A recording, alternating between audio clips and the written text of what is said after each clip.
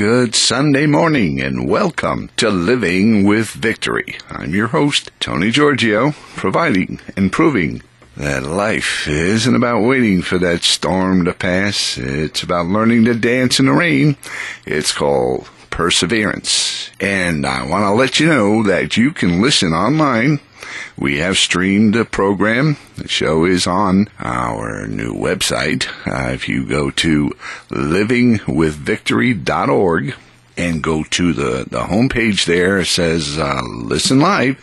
You can click on our logo and listen to the show.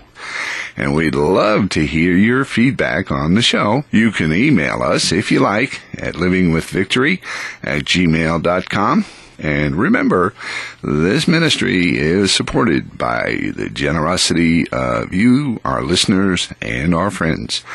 And I'm also available to speak to your groups or functions if you'd like. You can call us at 828-926-4600 for future and any information you might need on speaking. If it's the first time you're tuning in and listening, we welcome you. And this morning, we have a subject called You Can Fight City Hall. Now, I don't mean violently, I don't mean with your fists, but you can let your voice be heard. There's no doubt about it. And I have a story about what we went through in Florida trying to help out families who were having their electric turned off when they had children on life support systems and with catastrophic diseases, and the plight that they went through trying to survive and save their children when the utility companies really didn't care about things of that nature, just shut the lights off because the money was more important than the child. And I based it on a scripture here in Isaiah, and the point of this whole topic is going to be when you step out in faith, God comes along. And Isaiah chapter 40, 28 to the 31st verse, I'd like to read to you, and it says in the 28th verse, "Have you not known? Have you not heard? The everlasting God, the Lord, the creator of the ends of the earth, neither faints nor is weary. There is no searching of his understanding. He gives power to the weak, and to those who have no might he increases strength. Even the youth shall faint and be weary, and the young men shall utterly fall. But those who wait on the Lord shall renew their strength. They shall mount up with wings like eagles. They shall run and not be weary. They shall walk and not faint." And that's the whole point here. You've got to keep dancing in the rain. You can't tire. You have to keep going. And if you do, God's right there. You may not see him, but he's with you. I'm pulling this story out of the headlines way back. Boy, I tell you, going through some of these things that we were involved in, it just amazes me on what people went through. This is from a September issue of the News Journal in Volusia County in Florida, and it's dated 1997. There was this grandma who had a youngster, her grandson, she was taking care of, and the headline reads, "Samaritans help semi-comatose boy go home." Situation here was grandma had this youngster left to her by her daughter who had her own personal problems. She was in jail on drug charges and whatnot. Grandma had her hands full, and this little boy fell in the pool. He's semi-comatose. He's on life support. And financially, things start happening when you're taking care of a seriously ill child or adult. It doesn't matter. The funds, they go. And of course, she was backed up on her electric bill. And many, many times we used to get calls from people saying, hey, they're shutting my lights off on my child. He's hooked up to a machine, or he needs the electric. It's life and death. He needs it. And lo and behold, we didn't realize that there wasn't a law in the state of Florida that prevented this. There was no such thing. And we would be paying electric bills. We would try to help out whatever we could to get these lights back on.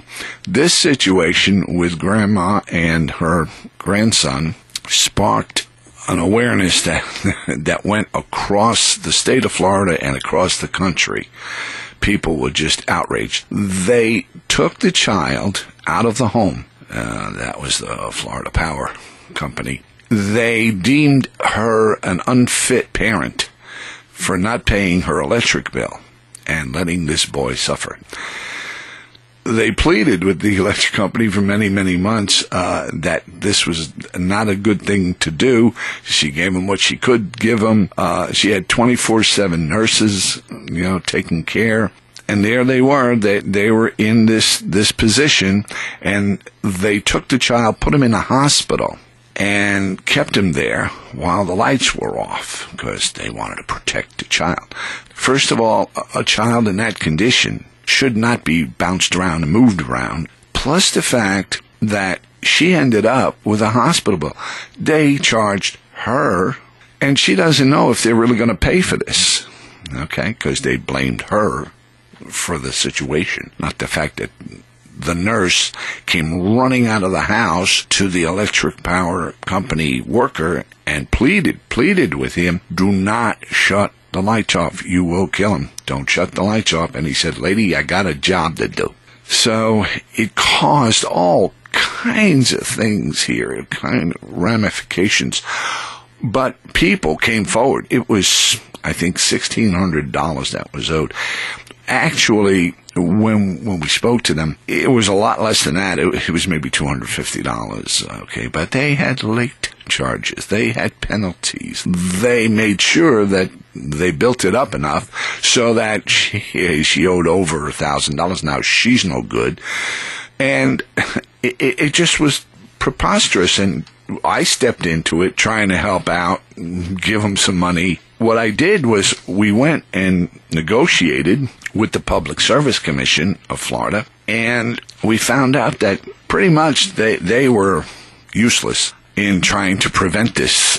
And I spoke on behalf of the families and the children on life support. I pleaded, put in an appeal for them to change the law, to make something happen that would not turn the power off, and help them out. And then that didn't do any good. I went before the commission. We talked about the situations. We went and we had a conference with the power company. We brought families, even, helping other families. The way the situation went, we were trying to pay part of the bills for two other families, and we went to the power company, said, look, we'll give you half the bill, and in a couple of days give you the other half. And they said, well, no, that's absolutely unacceptable. And the Public Service Commission was asked to intervene, work something out, because this was ridiculous. They were plugging into their neighbor's electric to keep machines going in the next house. Where are we here, in a third world country? So it became a big issue. We asked the commission what could be done then, what could we do? And they said, well, you would have to pass a law to stop the utilities from shutting the lights off. Here I am. I advocated and I fought issues and all. And they're saying to me, you got to pass a law. Oh, holy cow, When we found out that there was absolutely nothing else that they can do and the power company wasn't going to do, I researched it. And we called other states, and we had several other states and their utilities to find out what was going on. We contacted like Connecticut, Maryland, New Jersey, New York, Pennsylvania, Tennessee. They all had laws. They all had, something in place that said you don't do this. Doctor says don't do it, then don't do it, and they worked things out. So we started looking for sponsors, because you have to have sponsors. You have to have a senator. You have to have somebody in the House to back it up, to sponsor it. And we started the process of doing that. We wrote it up, they take it in, they modify it, they go and talk to the lobbyists from the utilities. Is this satisfactory? Like, yeah, man, I need those guys in $3,000 suits to tell me that it's okay. So there was a process that went on, and it was months and months we're talking. And bear in mind the fact of perseverance, okay? Perseverance, dancing in the rain. We're getting turned down. We're getting people just saying we're crazy. But we persevered. We kept going. We stepped out. That's the point. We stepped out into murky waters. We didn't know where we were going and what was going to happen. And I get my representative in place. I talk to him, and he's such a nice guy. Anyway, it's a politician, let's put it that way. And he's going to sponsor it. And then we had a senator. She was going to sponsor it. And we brought the kids up all the time to Tallahassee. We were like 5 hours away. We were paying for everybody's room and board. We were actually on, Motel 6. I think it was right outside the Capitol. We contacted the governor. We kept going step by step, not knowing anything. We stayed up there. We stayed up at the Capitol, my wife and I. Through the whole session. I don't know, how many months that was, but we'd take the weekends to go and come and that kind of thing to get a little reprieve, but we sat there day and night, and we wore these shirts. There were black shirts with yellow lettering that said to pass this bill, and we showed up all the time. In fact, we were nicknamed the Men in Black after a while because we were always there. They were, some of the aides were kidding with us that they were going to get us a bed so we could sleep right there, because we were there from opening till closing, sitting in all the sessions. We were passing through, we had, I think it was five committees of politicians that we had to talk to convince them to bring it out to vote on it. You gotta realize this thing. I'm trying to paint you a picture here that is unreal. And by the way, talk about pictures. If you go on the homepage of the new website we've got at livingwithvictory.org, you'll see some of the pictures of what I'm talking about. Now, we protest, we did everything with a non-violent script. We just let our voices be heard. We get all the way, the bill gets all the way, months and months, and it's going to be read, and it gets to be a priority. I'd have to give you a class for about 3 weeks to let you know what this whole process was about. We learned as we went along, and it was horrific, day and night, sitting in the Capitol, dealing with a couple of hundred politicians, going to visit their offices every single day, asking them if they would vote for the bill to help us out. It gets kind of rough, but again, the Bible tells you in Joshua that there's so much in here that says, hey, you gotta just keep going. And here's another one in Joshua, and it's the first chapter and verse 9. I want to read to you. And it says, have I not commanded you, be strong, of good courage, do not be afraid, nor be dismayed, for the Lord your God is with you wherever you go. Oh man, hallelujah.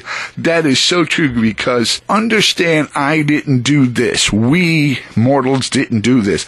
God said, step out, and I'll take you through it. And he got me to the point where we literally wrote up the bill. It's called a bill before they signed it into law. We even had a conference with the lieutenant governor of the state and the governor. We got things together through faith, through God, through Jesus. We didn't do it on our own. Understand, nothing we did with that organization, this organization, ever happens through me. I just step out. You see, I don't worry about it. I just go. So we get to the day where they're reading it in the Senate. Now, the Senate passes it. You got to make it goes to the House, Senate. And I had spoken to the Senate president, it was Tony Hawkins at the time, and she promised me, yes, it will be read. It's priority. I will make sure it gets, because they got a lot of bills and laws to pass, and we're in there somewhere in the mix, but she said, this will be a priority. Okay. At that Senate, the last Senate meeting, the session, we waited almost all day, and I tell you what, she never, ever read the bill. The thing that year, that bill went down in flames. It never got passed and never got read. And she said, I didn't have time. And then she wouldn't talk to us at all, okay? Next week, I'll give you part 2 of You Can Fight City Hall as long as you persevere. Keep dancing in the rain. And till next week, God bless you. God bless America. Remember, we have a website at livingwithvictory.org. And this is Tony Giorgio. You have a blessed day.